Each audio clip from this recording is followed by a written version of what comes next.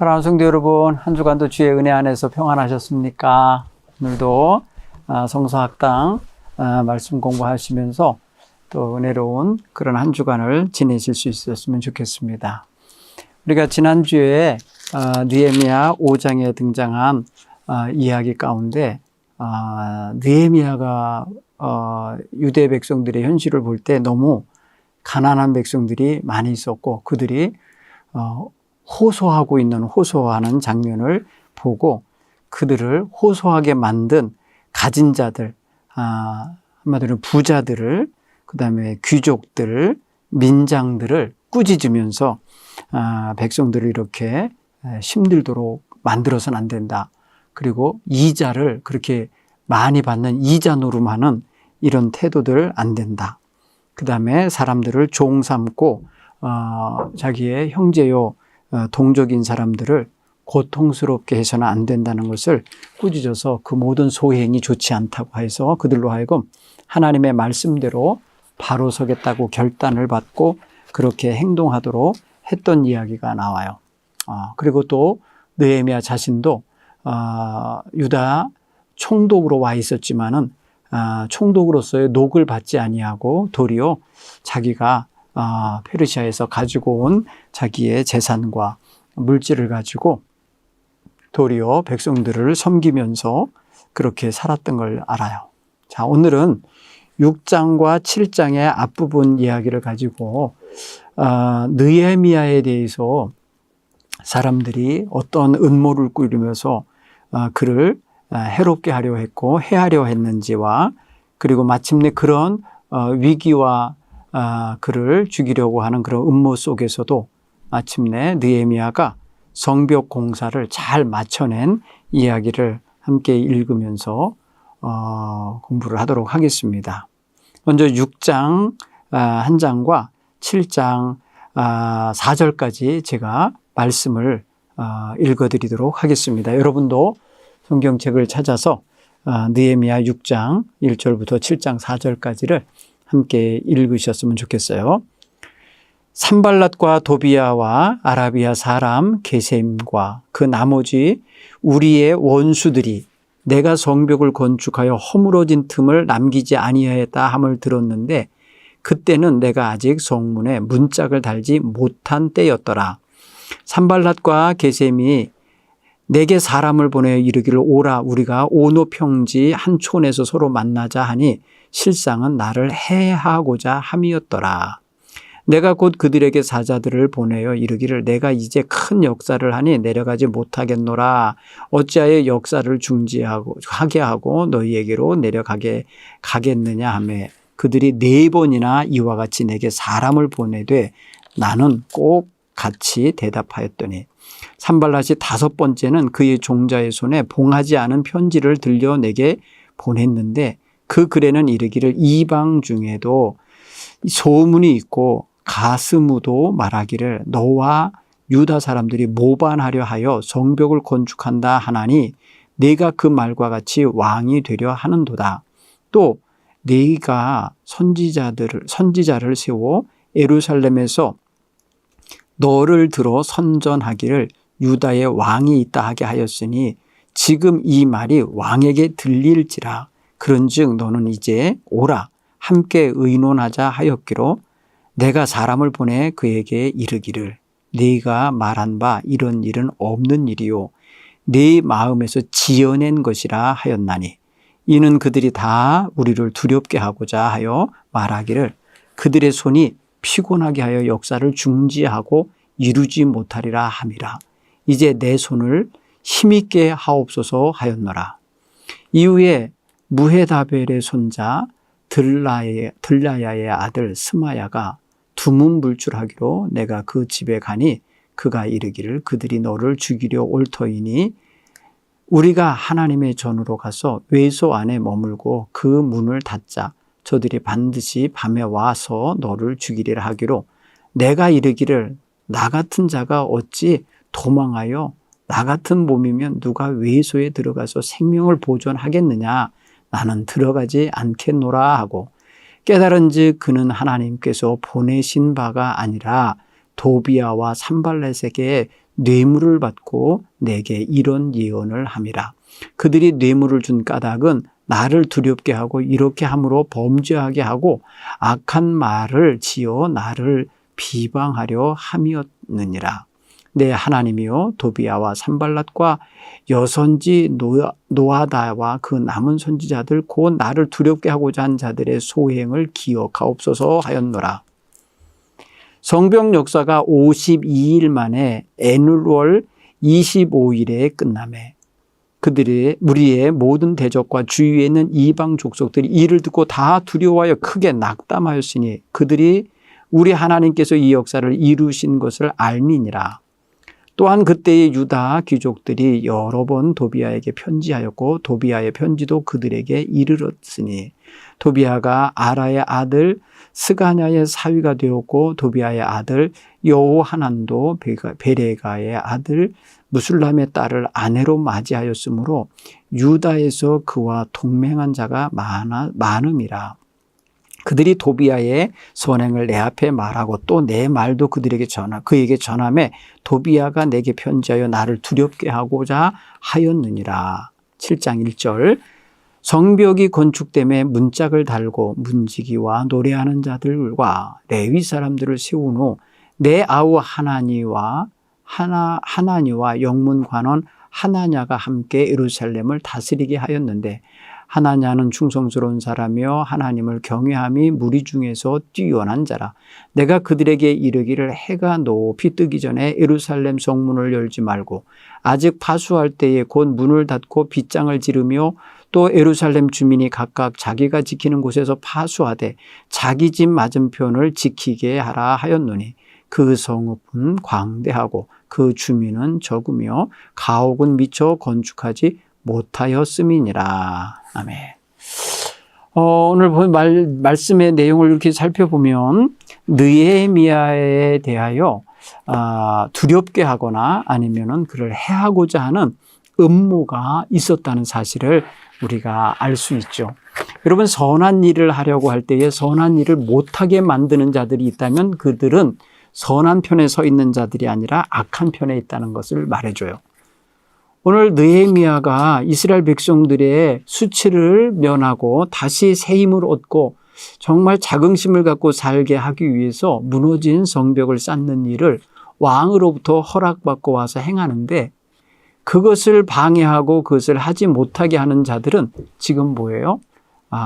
느헤미야의 적수들이고 이스라엘 백성들에게 있어서는 원수들이고 대적들이라는 걸 알 수가 있습니다. 그래서 오늘 이 말씀을 이렇게 보면서 우리가 조금 더 우리 마음에 느헤미야가 당시에 그 커다란 일, 어마어마한 일을 이루는 데에는 많은 난관이 있었구나.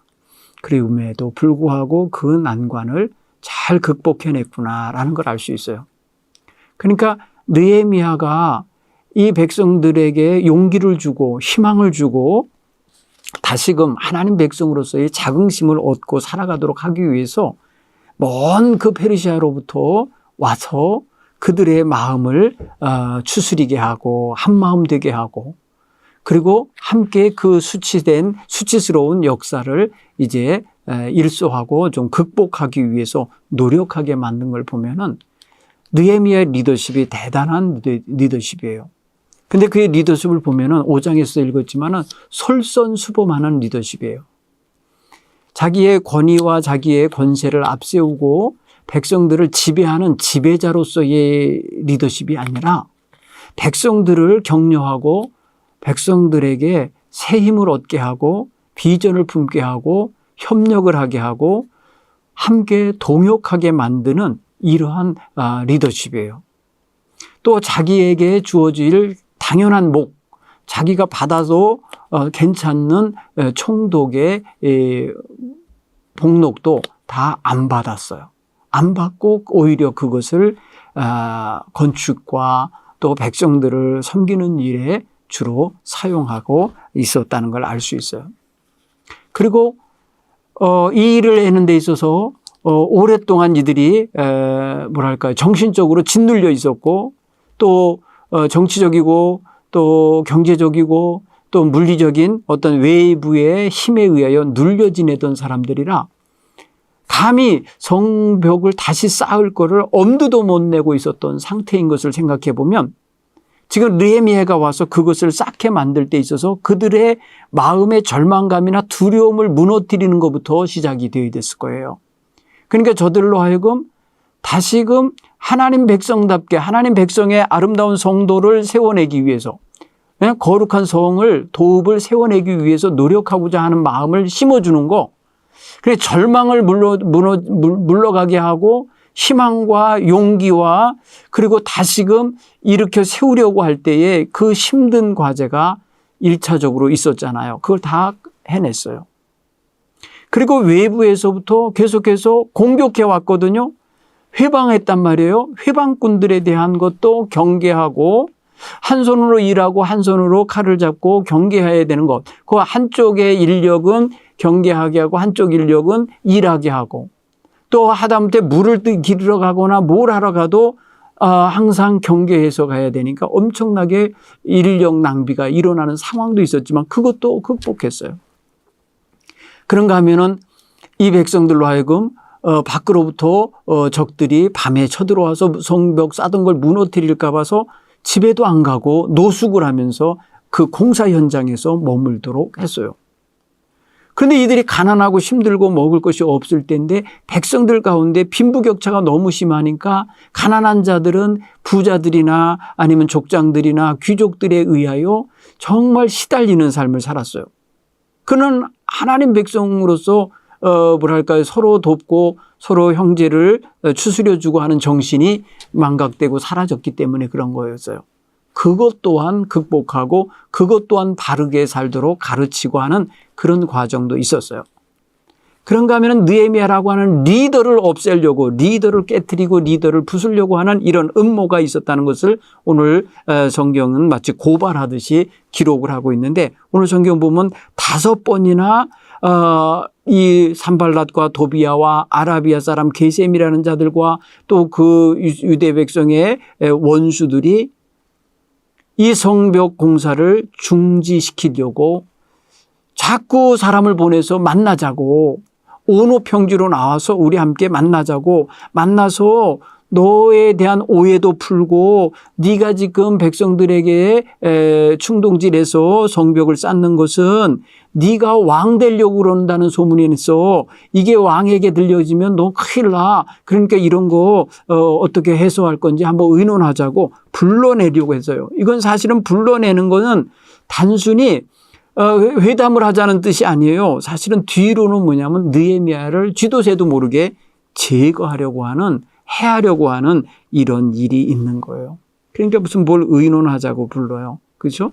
그다음에 또 느헤미야로 하여금 거짓 예언자를 붙여서 거짓 예언자가 그에 대하여 예언을 하게 하는데 너 오늘 밤이라도 저들이 와서 너를 죽이려 하니까 너 나랑 같이 성전 외소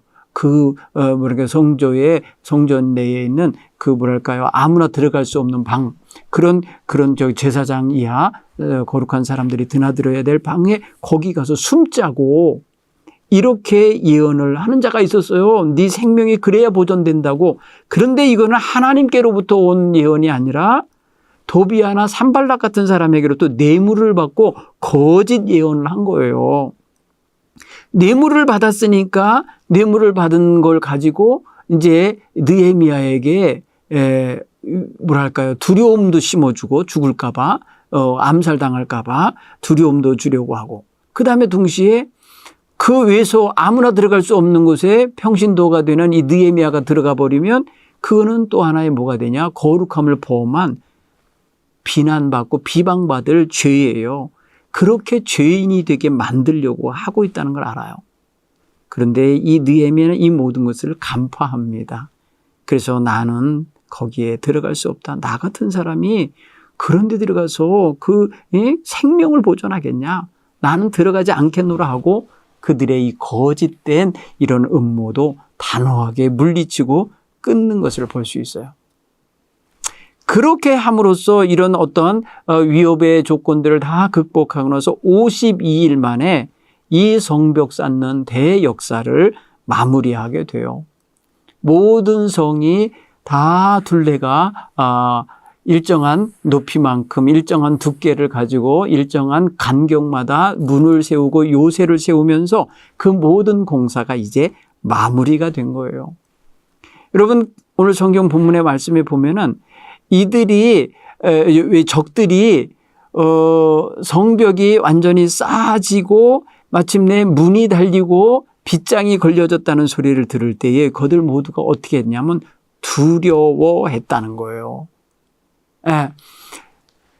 그들은 바로 어떤 의미에서 두려워했을까 생각해 보면은 이제 이 모든 일은 자기네들이 이제 다시 무너뜨릴 수 없고 다시금 해하여 모두를 저들을 상하게 할 수 없는 일이 벌어진 거, 확정적인 하나님의 보호하심이 이루어졌다라는 걸 아는 거예요.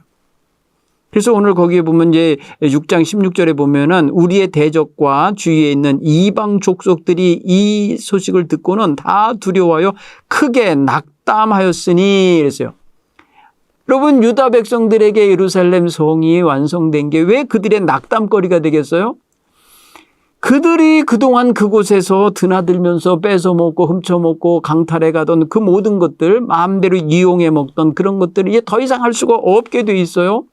그들은 이 성에 이제 못 들어오게 돼 있어요. 왜? 유다 백성만 드나들 수 있는 성이 되고 다 보초 세우고 그 경비병들 세워서 아무나 들어갈 수 없는 성이 되게 됐기 때문에 그런 거예요. 동시에 이 모든 일이 우리 하나님께서 이 역사를 이루어내셨다는 사실을 알고 보니까 하나님이 지금 이들을 보호하고 있고 지켜주고 있고 이 모든 일을 진행하셨다는 사실을 아니까 두려울 수밖에 없는 거예요. 우리가 이런 모든 것을 생각해 보면 정말 아주 하나님의 백성이 하나님의 뜻을, 하나님의 능력을 힘입고 어떠한 일을 승승장구할 때 사탄의 권세 속에 있는 자들은 두려워하게 돼 있어요. 자신들의 영향권 속에서는 도저히 다시금 침범할 수 없는 일이 되기 때문에 그래요. 그런데 이제요, 이 성벽이 쌓기 이전에, 그러니까 느헤미야가 그 땅에 도착하기 이전에 이미 그쪽에 있는 이방인들이나 이런 어떤 유다 민족의 원수가 되는 자들과 이렇게 결탁하고 사는 자들이 있었어요. 그게 말이에요. 제사장의 가문의 식구들도 있었어요. 레위인의 식구도 있었어요. 그러니까 보니까 그들과 성 밖의 그들과 성 안에 있는 이 하나님의 백성들, 제사장이나 레위인들 속에서 그 성 안에 있는 소식, 성 안에서 진행되고 있는 소식들이 바깥에 있는 도비아라는 자, 그 자에게 자꾸 소식이 가는 거예요. 내통하는 자가 있는 거예요. 그들과 동맹하여서 사는 자들이 많았다고 성경은 말해요. 6장 16절에 보면 도비아는 아라의 아들 스가냐의 사위가 되었고 도비아의 아들 여호하난도 베레가의 아들 무술람의 딸을 아내로 맞이하여 유다에서 그와 동맹한 자가 많음이라 이랬어요. 여러분 이걸 보세요. 이거는 벌써 이미 유다의 귀족들이나 그와 동맹한 자들이 도비아라는 사람에게 편지를 해서 이 성 안에 있는 소식을 전해주기도 하고 또 성 밖에 있는 도비아라는 자가 성 안으로 편지를 보내면 그것이 성 안에 있는 자들에게도 전달되고 하는 이런 상황이 있는 거예요. 참 이게 그동안에 거들과 결탁하여 먹고 사는 자들이 있었다는 뜻이고 그런 것은 이제 더 이상 통하지 않는 그런 상황이 된 거예요. 그러자 그들과 동맹하고 연합했던 자들이 자꾸 느헤미야에게 도비야 괜찮은 사람이라고 선행을 행하는 사람이라고 하면서 자꾸 그 사람의 측면에서 그 사람을 두둔해 주면서 그 사람에게 이렇게 편지를 하기도 하고 그런가 하면 도비야라는 자는 또 느헤미야에게 사람들을 시켜서 편지를 전달해서 느헤미야를 두렵게 하고자 했다는 거예요. 계속 위협의 편지를 보낸 거죠. 자, 이런 걸 보면은 여러분 우리 신앙 공동체 안에서 세상 죄악의 공동체, 죄악의 사람들과 연대하여 사는 자가 종종 있을 수 있어요. 사탄은 바로 교회 안에 있는 그런 양다리 걸친 존재들을 이용해 먹어요. 오늘 그래서 우리가 그런 면에서 우리의 영적 자세와 영적 포지션을 제대로 우리는 가져야만 합니다. 자, 성벽이 쌓아지고 난 다음에 느헤미야가 한 조치가 있어요. 그 뭐냐면 문짝을 달고 문지기를 세우고 경비병 세운 거죠. 그리고 노래하는 자와 성전에서 섬겨야 할 레위인들을 다 반열대로 세워요. 그리고 실제적으로 그 예루살렘 성을 두 사람이 나누어서 동쪽이든지 서쪽이든지 이렇게 나누어서 다스리는 사람, 치리자를 세웁니다. 그게 바로 느헤미야의 아우 하난이라는 동생하고 또 영문의 관원 중에 한 사람인 하나냐라는 사람을 예루살렘을 반반씩 나눠서 양쪽 구역을 다스리도록 그렇게 했습니다. 특별히 이 하나냐는 사람은 굉장히 충성스러운 사람이고 하나님을 경외하는 사람으로 무리 중에서 아주 뛰어난 신앙인이었던 거예요. 하난이라고 하는 느헤미야의 동생은 페르시아 왕국에 왔다 갔다 하면서 이 예루살렘 소식을 왕에게 보고하는 역할을 했던 사람인데 느헤미야가 바로 그 형제인 동생인 이 하나니가 와서 왕에게 보고할 때에 살짝 불러서 물어본 것 같죠. 야, 우리 조상의 땅 예루살렘이 지금 어떤 형편에 있냐 그랬더니 성벽이 무너지고 성문이 불탄 채로 황폐하고 고통 중에 있습니다를 전해준 거예요. 그래갖고 느헤미야가 눈물로 금식하며 하나님 앞에 기도했던 장면이 1장에 나오잖아요. 거기서 보면 그 하나니예요. 거기 느헤미야의 형제가 등장하는데 그 사람이에요. 그래서 그가 마침내 예루살렘의 지금 통치자, 다스리는 자의 한 사람이 되는 것입니다. 그리고 또 성벽을 개폐하는 거 있잖아요. 여는 날, 여는 시간, 닫는 시간을 정합니다. 일정 시간에 하는데 보면은요, 문을 언제 여냐? 해가 높이 뜨기 전에는 예루살렘의 문을 열지 말라 그랬으니까 해가 높이 뜬 다음에 문을 여는 건 뭐예요? 해가 높이 뜰 때가 언제입니까? 제가 생각하기에는 오전 11시나 12시쯤 되면 높이 떠 있잖아요. 그러니까 그런 때에 성문을 열었다는 거예요. 성문을 열면 그때서 사람들이 드나들겠죠? 문이 열렸으니까. 그럴 때에 상인도 들어오고 뭐 여기 바깥에 일하러도 나가고 막 이랬을 거예요. 그리고 다시 또 문을 닫는 시간을 보면은요. 뭐라고 표현하냐면요. 뭐랄까요. 예루살렘 주민이 각각 자기가 지키는 시간에 또 파수할 때, 아직 파수할 때 곧 문을 닫고 빗장을 지르라고 한 때가 있어요. 그러니까 이게 해가 넘어가기 전에 아마 문을 닫은 것 같아요. 그러니까 문 열어놓고 있는 시간이 짧았어요. 그래서 해가 중천에 떴을 때 열고 잠깐 열어서 급한 일들 처리하고 막 오고 가고 그러게 하고서 또 파수를 지키게 했는데 밤에는 자기 집은 자기가 지키라. 자기 집 앞에는 자기가. 왜냐하면 담장 넘어올 수 있잖아요. 담을 넘어올 수 있잖아요. 성벽을 넘어올 수도 있잖아요. 그러니까 그런 거 못 들어오게 막았다. 왜냐하면 당시에 예루살렘 내에 사람은 많았지만 사람은 적었지만은 가옥 그러니까 집이 불타고 없어서 얼마 살지 않고 있었기 때문에 그렇게 했다라고 표현해요.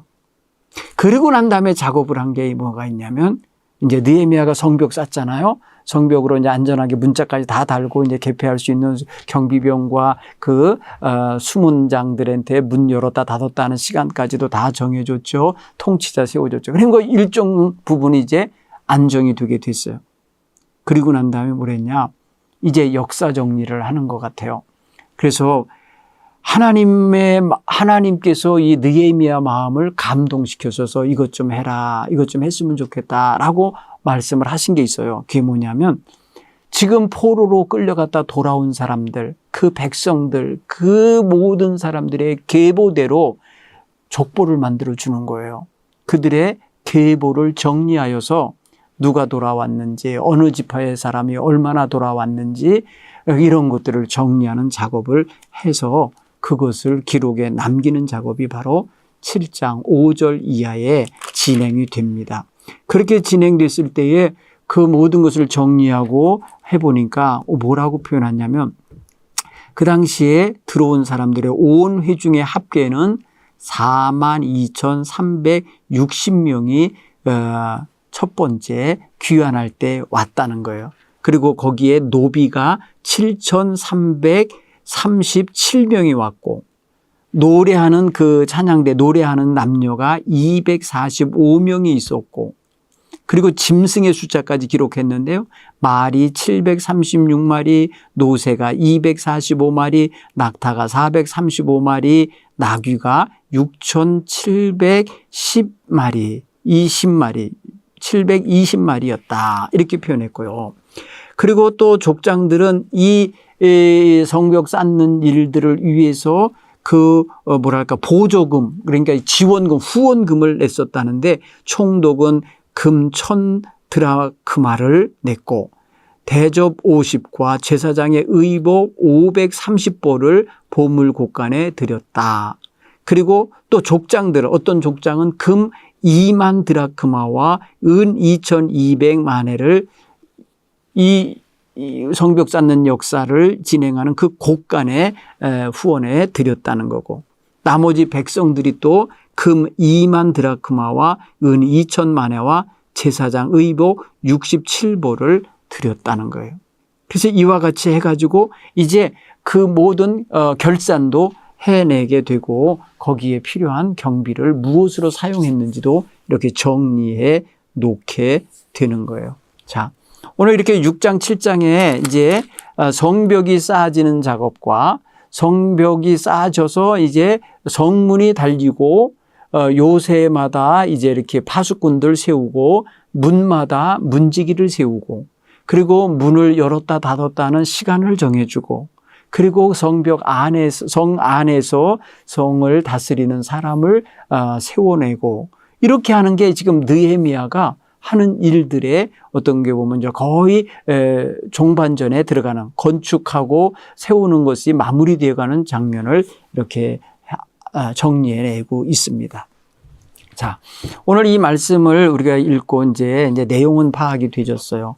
이제 이 모든 것에서 이제 우리의 삶에 적용하고 우리의 삶을 좀 보면은 우리도 우리 신앙생활에 있어서 허물어지고 또 흐트러지고 또 어떻게 문도 없고 벽도 없이 이렇게 경계선 없이 이렇게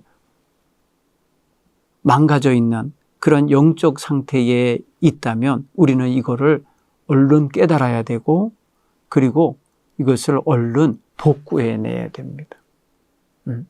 그래서 오늘 저는 우리 성도들이 우리의 무너진 신앙의 벽, 우리 성도들이 정말 신앙생활에 있어서 흐트러져 있는 부분들 그런 것들을 좀 바로 세워가는 그런 자세를 갖췄으면 좋겠다. 우리 신앙생활 하다 보면요, 우리 자신이 자신도 모르는 사이에 하나님 백성이 아니고 죄악의 백성들과 연대하고 살고 있는 현장에 놓일 때가 있어요. 그럴 때는 영락없이 우리의 신앙의 성벽이 무너져 있는 상태인 거예요. 그냥 분별 없이 원하는 대로 그들이 원하는 대로 하자는 대로 따라가는 그런 인생들이 될 수 있어요. 여러분 여기에 우리는 영적인 경계성 바운다리를 쳐야 돼요. 그리고 영적인 그 파수꾼을 세울 수 있도록 문도 달아야 돼요. 그리고 단단히 사탄의 역사가 들어오지 못하도록 막는 빗장도 걸어야 돼요. 이런 신앙생활을 우리가 영적으로 분별하면서 하루하루 우리의 삶 속에서 이거를 점검하고 이런 것들이 이런 요소가 없도록 우리를 챙겨가야 돼요. 여러분 영적인 상태를 누가 제일 잘 파악하겠어요? 물론 옆에서 볼 때에 당신은 영적으로 지금 상당히 지금 빗나가 있군요. 이렇게 코멘트를 해줄 수 있어요. 그렇게 충고해 줄 수도 있어요. 기분 나빠하죠. 그런데 회개하고 돌이키고 바로 서는 과정에는 반드시 자기가 자기 죄를 인식하고 자기의 영적 상태를 진단하고 자기의 영적인 좌표, 지금의 위치를 파악할 줄 아는 눈이 열려야 돼요. 그러지 않으면 우리의 신앙생활에 있어서 영적인 바운다리가 무너져 있고 성벽이 무너져 있고 문짝이 불타서 없어졌는지도 모르고 그냥 제멋대로 원하는 대로 살게 되거든요. 여러분, 우리는 편한 게 다 좋은 게 아니에요. 영적 생활은 조금 세상살이에서 그것과 경계하여 살기 때문에 사실은 불편함도 있는 거예요. 불편하다는 의미보다는 좀 어려움도 있는 거예요. 어려움 없이 신앙생활을 지금 하고 있다? 그러면 승리자로서의 어떤 신앙생활을 지금 돌을 터서 하는 것도 있겠지요. 그런 위치에 서 있는 사람도 있지만 세상에 물들어갖고 힘들 줄 모르는 사람도 있을 거예요. 너무 편하니까 그냥 유야무야하며 사니까 양다리 걸치고 사는 게 그냥 편해진 사람도 있어요. 안 되죠. 우리는 정말 내가 누군지, 내가 어떻게 살아야 되는지, 내게 주어지는 본분과 사명이 무엇인지를 알면 그 본분과 사명이 바로 바운다리예요. 다른 말로 울타리라고요. 그게 바로 성벽이어야 되는 거예요. 내게 주어져 있는 하나님이 내게 하나님 백성으로서 마땅히 살아가야 할 본분과 사명이 있는데 그것을 흐트러 놓고 깨진 줄도 모르고 부서진 줄도 모르고 살아서는 안 된다. 그러면 내가 나에게 주신 하나님이 맡기신 본분과 사명을 되찾는 거, 그것을 회복시켜내는 거, 그것을 바로 세워내는 거, 이것이 바로 우리가 무너진 성벽을 쌓는 느헤미야의 프로젝트와 같은 그런 작업과 같은 거예요. 오늘 저와 여러분의 삶 속에 하나님께서 주신 본분과 사명이 어떤 상태로 유지됐는지, 어떤 상태로 지금 보호 관리하면서 살아가고 있는지를 보실 수 있기를 바랍니다. 두 번째는 여러분, 우리를 무너뜨리게 하려고 끊임없는 사탄의 공격과 유혹이 있다는 거예요. 오늘 오노 평지에서 만나자 하면서 느헤미야를 계속 꼬드겨내고 불러내려고 하는 자들이 있었잖아요. 산발락과 도비아와 아라비아 사람 게셈과 그 나머지 원수들이 편지를 계속 사람을 계속 보냈고 편지를 보냈고 그래서 만나자 이랬다고요. 여러분, 이거에 느헤미야는 부하내동하지 않았어요. 나는 일을 끝내기 전에 못 나가고 일을 하다 말고 중간에 너희를 만나러 갈 수 없고 하면서 자신의 사명과 본분을 앞세우면서 다 거절합니다. 다 막아냅니다. 다 그것들이 개교요 자기를 해하려는 음모라는 것을 알기 때문에 그것을 다 물리칩니다. 여러분, 우리가 세상이 원하는 대로 살지 않는 까닭은 바로 우리의 본분을 알기 때문이고 우리가 우리 자신을 영적으로 지켜낼 줄 아는 이런 자세가 있기 때문이라고 봅니다. 그러니 여러분, 타협하려고 들어오는 사탄의 유혹이나 여러 가지 삶의 조건들을 우리는 내게 유리한 것 같고 내게 편한 것 같고 내게 더 그것이 좋다고 사람들이 말한다 해서 거기에 현혹돼서는 안 돼요. 그러나 하나님께서 하자는 대로 하나님께서 지시하시고 인도하시는 대로 나아갈 수 있어야 될 줄 믿습니다. 사실 마태복음 16장에서 24절 이하에 보면은 예수님께서 그런 말씀 하시잖아요. 누구든지 나를 따라오려거든 자기를 부인하고 자기 십자가를 지고 나를 쫓을 것이라 따를 것이라 이렇게 말씀하셔요. 예수님을 따르는 자의 삶은 사실 불편함이나 어려움이나 힘겨움이나 이런 게 없을 수 없어요. 왜? 자기를 부인하고 자기 욕망을 다스려야 되겠고 자기의 경계를 넘어갔다 나왔다 들어갔다 하는 이런 자유롭게 자유분방하게 생활하던 것들도 일정 부분 다스려야 되기 때문에 쉽지 않죠. 그리고 자기 십자가, 자기 본분, 자기 사명을 지켜가야 될 그러한 일도 있기 때문에 쉽지 않아요. 따라서 오늘 우리가 정말 믿음으로 승리하고 온전히 자기의 믿음의 성벽을 잘 지켜내고 세워내고 파수꾼을 세우듯이 그렇게 영적 파수꾼을 세운 차례로 살아가려면 우리는 깨어 있어야 합니다. 그리고 세상과 타협하기보다 세상을 경계하고 세상과 대적하는 자세를 가지고 살아내야 돼요. 물론 우리의 삶의 현장은 세상이죠. 그렇지만 세상에 살아도 세상과 타협하고 사는 거 아니고 세상에 물들어서 세상이 하자는 대로 사는 게 아니라 세상 속에서 하나님 백성답게 세상 속에서 하나님이 보내신 사명자로 살아내야 한다는 거예요. 여러분, 좋은 게 좋다는 식으로 사람들이 우리를 이렇게 함부로 대하려고 그래요. 한 번만, 딱 한 번만 하면 되잖아 하면서 유혹합니다. 그 한 번이 결국은 여러분 낚싯바늘이 돼요. 그것이 바로 사탄이 주는 그거예요. 빌미가 되고 나중에 그게 비난의 거리가 되고 너 지난번엔 하더니 왜 이번엔 안 해? 뭐 이러면서 계속 끌고 들어가려면 물귀신 작전을 하게 만드는 요소예요.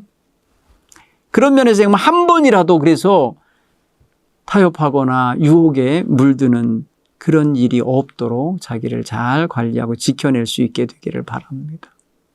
특별히 느헤미야 같이 하나님께 금식하며 기도하며 결단하고 그 비전을 이루기 위해서 온 사람은 그거 외에 다른 것이 그들 앞에 그 앞에 와 있는 모든 유혹이 오고 시험이 올 때에 그거에 흔들리지 않을 수 있었던 것처럼 우리도 주님 바라보고 가는 그런 믿음의 자세를 가지고 우리가 정말 하나님 앞에서 흔들림 없이 살아낼 수 있기를 바랍니다. 또한 우리는 우리의 삶에 있어서 경계를 정하여 경계를 지키는 것도 중요하고 경계에서 내게 허락된 구역 속에서 나를 다스리고 나를 잘 이끌어가는 것 중요합니다만 그 모든 것은 내 힘으로만 안 돼요. 우리 하나님의 은총 안에서만 가능할 수 있습니다. 그러므로 날마다 나의 삶 속에 성령님께서 조명해 주시고 나의 영적 경계선을 두루 살펴볼 수 있는 그런 자세를 갖게 해 주시기를 구하셔야 합니다. 우리는 그런 면에서 영적으로 깨어 있어야 된다는 말을 자꾸 쓰지 않아요? 그 깨어 있음이 자신의 영적인 그 현 주소, 현 위치, 현 상태, 현 수준 이런 것들을 다 파악하는 것을 의미해요. 여러분 그냥 교회에 오고 가고 교회에 들어와서 예배드리고 왔다고 영적 상태가 좋다고 누가 말할 수 있겠어요? 왜냐하면 교회에 들어와서 예배하는 그 순간에도 유혹받고 있고 그 시간에도 세상적인 탐심과 또 죄악의 어떤 욕망에 끌려 있을 수도 있거든요. 그런 면에서 생각해 보면 깨어있고 자기를 바라볼 수 있고 자기를 정확히 진단할 수 있으려면 성령의 조명하심이 늘 있어야 하는 거죠. 오늘 그런 면에 있어서 느헤미야가 자신의 위치, 자신의 역할, 자신의 사명, 자신의 본분 이 모든 것들을 항상 인식하고 있었기 때문에 그를 해하려고 하는 자들, 그를 유혹하는 자들, 그와 타협하지 않은 자들, 그를 끌어내려고 하는 자들의 모든 것들의 괴교를 다 간파하고 물리칠 수가 있었고 상대하지 않고 다 제거할 수가 있었던 것처럼 우리가 우리 자신에 대하여 그렇게 깨어있는 자세로 항상 이겨내고 또 모든 것들을 극복해내 가야 할 줄 믿습니다. 사랑하는 성도 여러분, 이번 주에도 이 느헤미야의 마지막 이 성벽 완성해내는 이 모습 그리고 거기에서 그가 하나님께 영광 돌리는 이런 모습을 마음에 새기고 우리도 우리의 성, 우리의 믿음의 성을 무너지지 않도록 그리고 무너진 곳이 있다면 다시 수축하고 다시 그를 보수하는 자세 그리고 자기의 역할과 본분과 위치를 알고 깨어있는 자세로 살아갈 수 있는 그런 믿음의 자세를 다 갖게 되기를 바랍니다. 감사합니다. 다음 주에 계속 이어서 공부하도록 하겠습니다. 이번 주 한 주간도 하나님의 은혜 속에서 평안함을 누리시고 살아가기를 간절히 바랍니다. 감사합니다.